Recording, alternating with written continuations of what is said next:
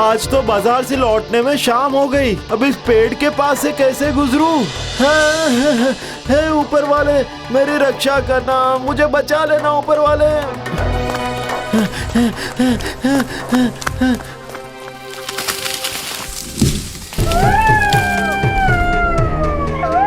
दादी माँ, वो देखिए भूत। हाँ?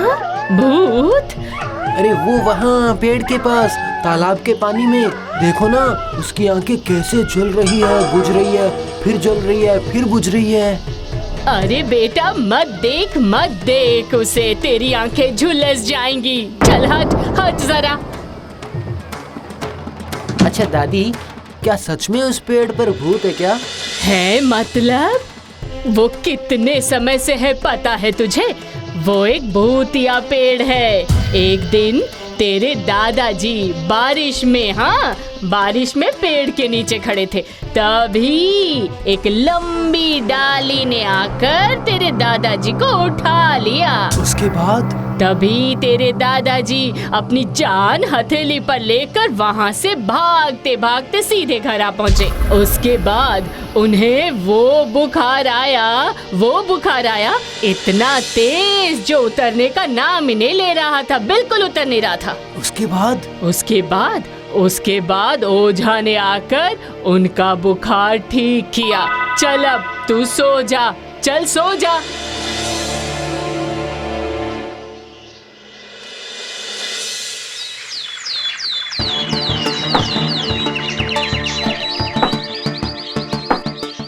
अरे ओ रघु, तुम तो दिखते ही नहीं हो। जी वो दरअसल जंगल में लकड़ियों का इंतजाम करने निकल जाता हूँ ना, इसलिए नहीं देखे होंगे। लकड़ियों का इंतजाम कर रहे हो तो करो, पर मेरे पैसे तो निकालो। दया करिए, अभी ही जमीन में बीज डाला है, फसल उगने का इंतजार है। आने वाले फाल्गुन तक ब्याज के साथ पैसे चुका देना। अगर इस बार नहीं दिया तो तुम्हारे लिए अच्छा नहीं होगा, समझे? याद रखना। चलता हूँ।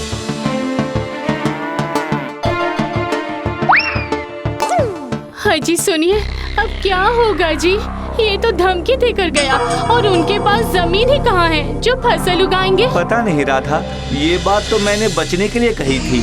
चलो चलो जल्दी चलो। क्या हुआ, ऐसे भाग क्यों रहे हो शिबू? गांव का नया दामाद भूत के डर से भूतिया पेड़ के नीचे बेहोश हुआ पड़ा है भाई। हाँ? क्या बोल रहे हो?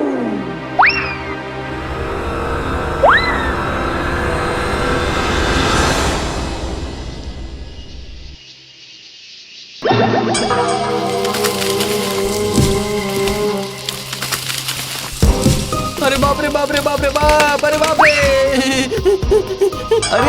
अरे मैं रघु हूँ। अरे ओ शिबू, रुक जा, मैं रघु हूँ, मैं हूँ। अरे बाप रे बाप, ये तो रघु की आवाज में बुला रहा है। माँ मुझे बचाओ।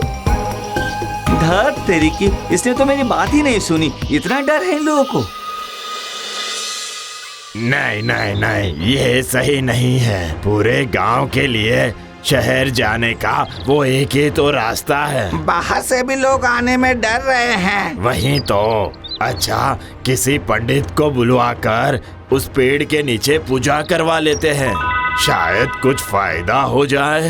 हाँ, सही कहा, तैयार है। इस गांव का मुखिया होने के नाते उस पंडित की दक्षिणा मैं दे दूंगा। तुम सब मिलकर थोड़ी बहुत सामग्री का इंतजाम कर लो, बाकी सब इंतजाम हम कर लेंगे। ठीक है, तो फिर कल तुम सब पेड़ के पास पहुंच जाना। ठीक है।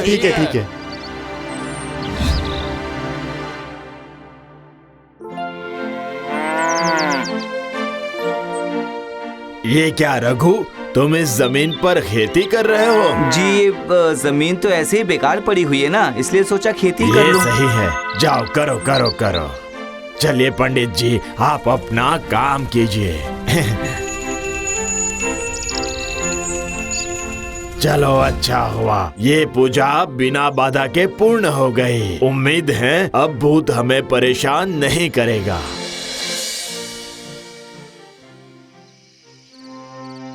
सुनिए अब क्या होगा? जो थोड़ा बहुत निवाला मुंह में जा रहा था, लगता है अब वो भी हाथ से छूट जाएगा। डर के मारे हाथ पैर ठंडे हो रहे हैं। चल बॉल फेंक। मार मार। छक्का। अरे रे रे रे, जा चली गई मेरी बॉल, मेरी बॉल, अरे मेरी बॉल। उधर मत जा, पेड़ पर भूत है। नहीं नहीं, मुझे बॉल चाहिए और भूतों की शांति से तो हो ही गई है, मुझे कुछ नहीं होगा।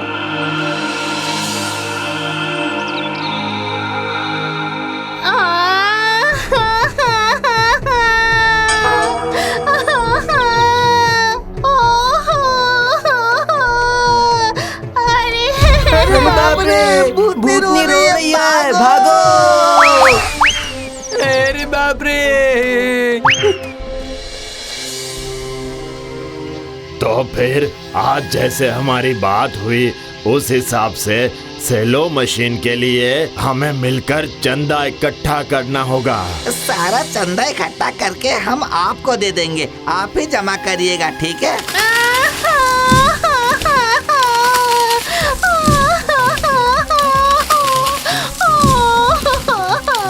ये रोने की आवाज कहाँ से आ रही है? कल एक बच्चे ने भी इस पेड़ से रोने की आवाज सुनी थी। मैंने सोचा शायद डर से बोल रहा है, पर देख रहा हूँ कि ये तो सच है। असर नहीं हो पाया असर। भूत और भी नाराज हो गए हैं। अरे बाप रे, भागो, भागो, भागो।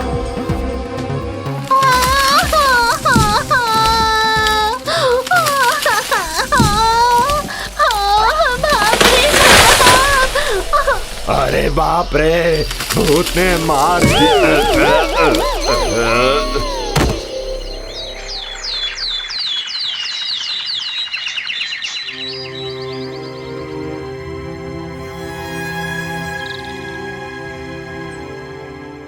कल मुखिया जी को छोड़कर ऐसे भाग आना सही नहीं हुआ। अब हमें क्या पता था कि वो दौड़ नहीं पाएंगे? हाँ?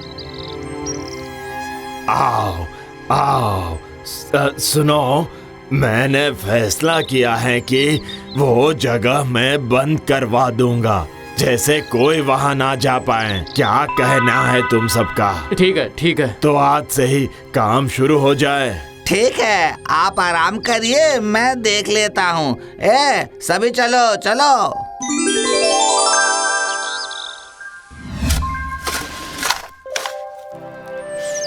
अजी, अब तो हम उधर जा ही नहीं पाएंगे। हाँ, लगता है अब सच में हम कुछ नहीं कर पाएंगे। रघु, रघु, इधर आओ, मेरे पैसे कहाँ है? हाँ? वो दरअसल मैं इंतजाम नहीं कर पाया हूँ, मुझे कुछ और वक्त दीजिए ना। अब तुम अपना घर खाली करो, चलो घर खाली करो। बस कुछ 2-1 दिन, मैं वादा करता हूँ, कैसे भी हो मैं रुपये चुका दूंगा। पिछले महीने कहा था फसल बोई है। अब चलो, नाटक मत करो। हाय जी, ये क्या सत्यानाश हो गया जी। क्या हुआ रघु? और क्या होगा? मेरे पैसे लेकर वापस नहीं कर रहा, ऐसा क्यों रघु? कैसे चुकाएंगे? आपने तो वो जगह ही गिरवा दी। सत्यानाश। रघु, ये बहू क्या कह रही है? अरे साधा, चुप करो, वो मत बताओ। क्यों ना बोलूं? हम लोग तो गरीब लोग हैं, रो धोकर भूतों का डर दिखाकर उस जमीन में खेती कर रहे थे, वो भी आप लोगों ने ले ली। क्या मतलब और क्या, वहाँ भूत कुछ भी नहीं है। मैं ही पेड़ पर बैठकर रो धोकर आप लोगों को थोड़ा डराती थी बस। हाँ? क्या? और वो मेरा दामाद जो डर गया था? वो तो डरपोक है, और मेरे पति का बुखार, वो तो बारिश में भीगने की वजह से। और वो जो तालाब में आंखें जलती हैं, उसका क्या? वो तो भ्रम है, खाली तालाब में ऐसी छाया दिखती है बेटा। क्या? वो तुम रो रही थी? हाय, मैंने सोचा कि छी। अच्छा, तो उस दिन तुम्हारी आवाज सुनी थी, वहाँ लालटेन लेकर तुम थे। हाँ, पर उस दिन मैं तुम्हें डराना नहीं चाहता था। समझ गया, मगर बहू ये तुमने ठीक नहीं किया। इसका कोई कसूर नहीं है, मैंने इसे डराने को कहा था। तो अब सुनो, वो जमीन तुम लोगों की हुई, और रघु तुम्हारी सजा ये है, हर साल उस पेड़ के फल तोड़कर गांव में बांट देना।